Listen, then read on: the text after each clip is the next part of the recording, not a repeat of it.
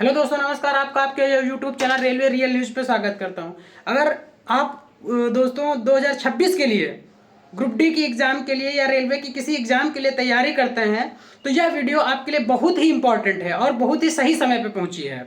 इसलिए वीडियो को अंत तक देखें। और इस वीडियो में हम बताने वाले हैं कि जो रेलवे ग्रुप डी की एग्ज़ाम है, जो न्यू डेट आने वाली है, या जो एग्ज़ाम रेलवे ग्रुप डी 2025 का होने वाला है या कब होगा और इसकी हम तैयारी कैसे करें। मैं आज अपने भाइयों और अपने साथियों के साथ में अपना अनुभव साझा करना चाह रहा हूँ। कहीं ना कहीं शायद मैं आपसे छोटा हूँगा या बराबर का उम्र में हूँगा और या आपसे 1-2 साल बड़ा हूँगा, पर इस उम्र में मैंने जो एक्सपीरियंस किया है और जो मैंने सीनियरों से एक्सपीरियंस मिला है, जो मेरे दोस्त हैं, काफ़ी ट्रेन मैनेजर हैं, टीटी हैं, एएलपी हैं, उनसे मैं पूछा, एनालाइज किया। इसके बाद मैं अपना बता दूं, मैं ज़्यादा कुछ तो ऐसा नहीं कि मैं बहुत बड़ा इन्फ्लुएंसर हूं या बहुत बड़ा पढ़ने में तेज हूं, पर हाँ जितना हूं उसमें मैंने अपनी इस उम्र में 3 एग्ज़ाम दिए हैं। एक नेवी ट्रेड्समैन का आपको पता होगा आता है, उस वो मेरा क्वालिफाई हुआ, उसमें मैं मेडिकल अनफिट हुआ। इसके बाद एक एनएमडीसी का आता है, एनएमडीसी दंतेवाड़ा का मेरा हुआ, दंतेवाड़ा में मेरा हुआ, पर मेरे घर वाले नहीं जाने दिए, बोले कि वहाँ नक्सली एरिया है। इसके बाद 2019 में जो वैकेंसी आई, जिसका 2022 में रेलवे ग्रुप डी का पेपर हुआ, उसमें मैंने गोरखपुर जोन से मेरा हुआ और ओपन से हुआ, यूआर में था, मेरा पीटी हुआ, पर फाइनल रिजल्ट नहीं बन पाया। इस बार मैं फिर अपनी तैयारी किया, मेरा लगभग में 74 के समथिंग में नंबर है। तो आप लोगों से मैं ये विनम्र अनुरोध करना चाह रहा हूँ कि कोई रेलवे की तैयारी बहुत बड़ी ऐसा नहीं है कि आप नहीं कर सकते, पर हाँ इसके लिए सही प्लानिंग होनी चाहिए और टाइम टेबल बनाना चाहिए। किस किस सब्जेक्ट में कितना वेटेज, आपको पहले अपना सिलेबस कवर करना होगा, सिलेबस में क्या क्या है इसके लिए भी आपको जानकारी है। और मैं आपको इस वीडियो के माध्यम से बताऊंगा पूरी स्ट्रेटेजी कैसे करें, कैसे तैयारी करें, कितने दिनों में आपको सिलेबस करना है, कैसे सेलेक्टिव टॉपिक निकालें, कैसे प्रीवियस ईयर का क्वेश्चन कब लगाना चाहिए, टेस्ट कब मारना चाहिए, मॉक कब मारना चाहिए। मॉक मारना से हमें क्या फ़ायदा मिलता है, टेस्ट में full mock, half mock, mini mock, कैसे जो टेक्स्ट बुक पे आते हैं, अलग अलग प्लेटफॉर्म पे मॉक मिलते हैं, उनको मारने से हमको क्या प्रॉफिट मिलता है। तो इसलिए मैं इन सभी चीज़ों में अपडेट बताऊंगा कि ग्रुप डी का एग्ज़ाम कब होने वाला है। तो अभी तक मेरे एनालिसिस के अनुसार जो 2025 का ग्रुप डी का एग्ज़ाम होने वाला है वह मई में होने वाला है। जो मई में होने वाला है, संभावित बताया जा रहा है, अभी कोई कंफर्म डेट नहीं है कि मई में होगा, इस डेट से शुरू होगा, एडमिट कार्ड आ जाएंगे, नहीं, ये संभावित है, एनालाइज की जाती है, एक प्रिडिक्शन होता है अपना। तो ये मेरे को लग रहा है कि मई से हो सकता है, पर अभी कोई ऑफिशियल डेट नहीं है, मैं इसको बार बार अनाउंस कर रहा हूँ। और मैं अगर इतनी कम तैयारी के साथ, क्योंकि मेरे बीच में इतने प्रॉब्लम, मैंने प्राइवेट जॉब भी किया, इसके बाद मैं अभी 3-4 महीना लगातार तैयारी करने के बाद इतने अच्छे नंबर ला सकता हूँ, तो जाहिर सी बात है आप हमसे ज़्यादा अच्छे हैं, पढ़ने में भी तेज हैं, तो कहीं ना कहीं आप हमसे ज़्यादा नंबर लाएंगे। इसलिए अपनी तैयारी को धैर्य बनाएं और साथ में इस वीडियो को अंत तक देखें, जिससे कहीं ना कहीं आपको इस वीडियो के जब पूरा देखेंगे तो स्ट्रेटेजी पता चलेगी कैसे एग्जाम में किन क्वेश्चनों को छोड़ना होता है। ऐसा नहीं कोई जो हम 10th या 12th का एग्जाम नहीं लिख रहे हैं कि हमको टॉप करना है, हमको अब टॉप नहीं करना, हमको नौकरी लेना है। तो सबसे बड़ा एग्जाम में मेन बात ये होता है कि किस क्वेश्चन को हमको छूना है और किस क्वेश्चन को छोड़ना है। उस क्वेश्चन कोई क्वेश्चन ऐसा होता है कि हम उस पर उलझ जाते हैं, 2-2 मिनट 3-3 मिनट लगा देते हैं। वो सबसे बड़ी हमारी गलती होती है स्टूडेंट की, कि हम इस अड़ गए कि अरे ये इजी क्वेश्चन आ रहा है, हमसे हो नहीं रहा, नहीं हो रहा, कोई बात नहीं, उसको छोड़ो। सबसे बड़ी बात होता है कि किन क्वेश्चनों को छोड़ना है, ये हमको जानना होगा। तो इस वीडियो के माध्यम से मैं आपको बताना चाह रहा हूँ कि सबसे पहले मई में आपका पेपर होगा, पेपर के बाद आंसर की आएगा, आंसर की के बाद लगभग मैं 90 डेज का रेलवे जितने भी रिजल्ट अभी प्रीवियस ईयर को देखते हुए मैं एनालाइज कर पा रहा हूँ कि लगभग 90 दिन का समय लेता है रेलवे। कोई भी रिजल्ट देने के लिए 90 दिन का रिजल्ट लेता है, समय लेता है, 90 दिनों के बाद ही अपना वो रिजल्ट देता है। तो जब रिजल्ट देगा इसके बाद पीटी होगा, पीटी के बाद फिर जो है आपका फाइनल मेरिट आएगा, फाइनल मेरिट के बाद आप सिलेक्शन होगा। तो अभी आपके पास अगर अभी से आप तैयारी करेंगे तो मई लास्ट ये चल ही रहा है, मई में हो सकता है अभी डेट आ जाए, तो मई है, अभी होते हुए डेट आएगी, 1-2 महीना आपका मिलेगा, ऐसा नहीं है कि मिलेगा नहीं। तो तैयारी आपकी है ही ऑलरेडी, तो थोड़ा सा आपको रिवीजन करना है। मैं उन्हीं टॉपिक को बता रहा हूँ कैसे आपको रिवीजन करना है, क्या करना है। तो सबसे पहले एग्जाम में आपको 100 क्वेश्चन मिलेंगे। एग्जाम का पैटर्न क्या होता है, 100 क्वेश्चन होते हैं, 90 मिनट में आपको करना होता है। 1/3 निगेटिव मार्किंग होती है, जो हमें जो डिफेंस एग्जाम में 1/4 होता है, पर रेलवे अपने में 1/3 एग्जाम माइनस मार्किंग करता है। इसके बाद हमको सबसे पहला है 2 मिनट हम समझ लेते हैं कि सिलेबस में क्या है, कितने क्वेश्चन कहाँ से आएंगे। तो मैथ में जो मैथ होता है, गणित है, गणित में 25 क्वेश्चन आने हैं, रीजनिंग में 30 क्वेश्चन आने हैं, और साइंस के 25 क्वेश्चन आने हैं, और करंट अफेयर्स के 20 क्वेश्चन आने हैं। रीजनिंग का सबसे ज़्यादा वेटेज है, और सभी मेरे भाइयों की लगभग में रीजनिंग जो है लगभग में तैयार होता है। कम से कम अगर कोई नहीं पढ़ के जा रहा तब भी 25 क्वेश्चन या 22 क्वेश्चन आराम से बना देता है। तो आपको डेली मुश्किल से उसको 1 घंटा सुबह प्रैक्टिस कर लेना है, 1 घंटा शाम को, 2 घंटे रीजनिंग दे देंगे तो आप 100% मैं बोल रहा हूँ कि 30 में 30 करके आएंगे। मैं 30 में 30 करके आया हूँ ग्रुप डी में। और फिर इसके बाद आपको स्ट्रेटेजी क्या बनानी कि साइंस कहाँ से पढ़ें, कैसे पढ़ें। तो मेरी मानिए दोस्त, सबसे बेस्ट तरीका है कि एनसीईआरटी पढ़ें। आप एनसीईआरटी को फॉलो करें, किसी टीचर से मत पढ़ें। ये अगर पढ़ना है टीचर से आपको, तो मैं एक टीचर, मेरा कोई पेड प्रमोशन नहीं, मैं उनको सजेस्ट कर रहा हूँ कि मैं उनको तरफ से आया हूँ, नहीं। अगर साइंस की इस दौर में अगर कोई अच्छा पढ़ा रहा है तो नीरज जांगीर सर हैं।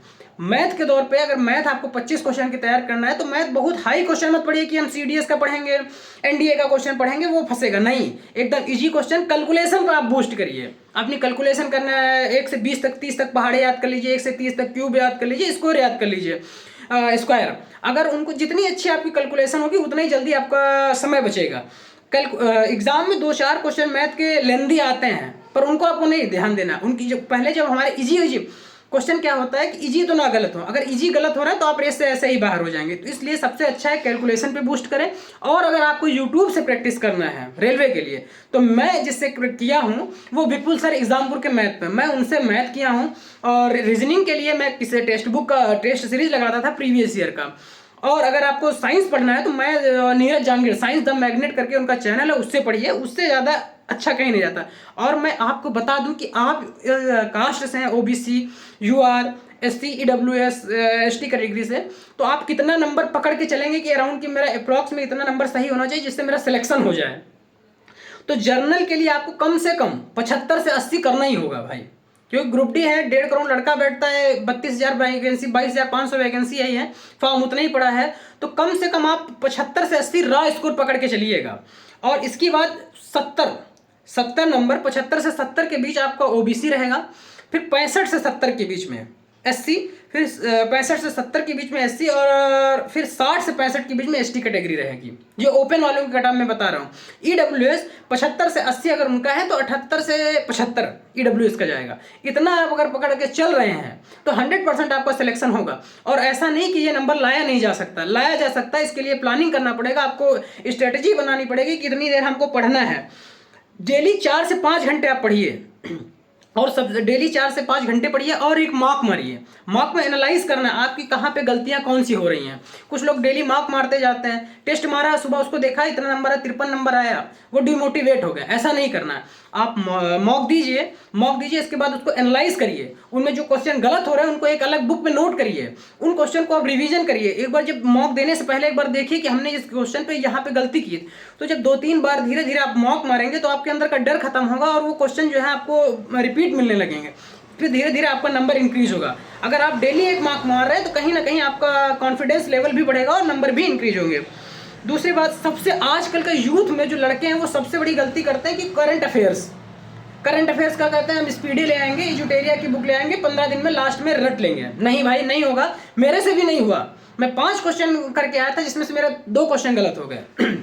मैंने भी यही गलती की थी। फिर मैंने एनालाइज किया कि आखिर मैंने करंट में कहाँ गलती की। तो मैंने जो गलती की, जो सभी मेरे दोस्त लगभग में गलती करते हैं, वो लोग डेली नहीं पढ़ते हैं। आप डेली अगर पढ़ते भी तो 1 घंटे का वीडियो मत देखिए, आप कोई ऐसा चैनल देख लीजिए जहाँ से 10 मिनट 5 मिनट का कंटेंट मिले और न्यूज़पेपर मिल जाए।